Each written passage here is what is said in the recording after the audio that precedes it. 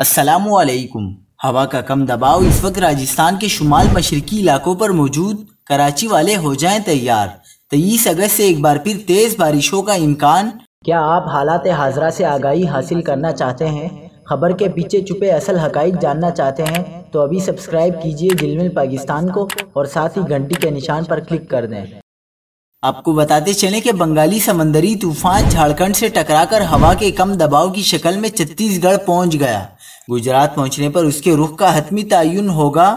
محکمہ موسمیات نے کہا ہے کہ بارش برسانے والا سسٹم 23 اگست سے سندھ میں داخل ہوگا، جس کے باعث کراچی میں 24 اگست سے گرج چمک کے ساتھ تیز بارشوں کا امکان ہے۔ کراچی میں گزشتہ روز مختلف علاقوں میں بوندا باندی ہوئی، جس سے موسم خوشگوار ہو گیا۔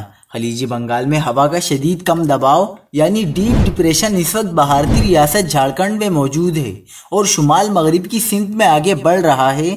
پیر کو یہ ہوا کا کم دباؤ وسطی بھارت تک پہنچ جائے گا۔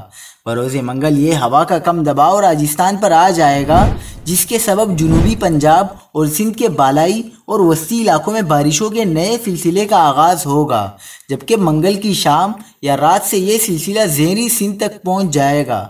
بعد ازاں یہ ہوا کا کم دباؤ بالائی سندھ یا جنوبی پنجاب میں بدھ کے روز داخل ہوگا، جس سے تیز بارشوں کا سلسلہ شروع ہو جائے گا۔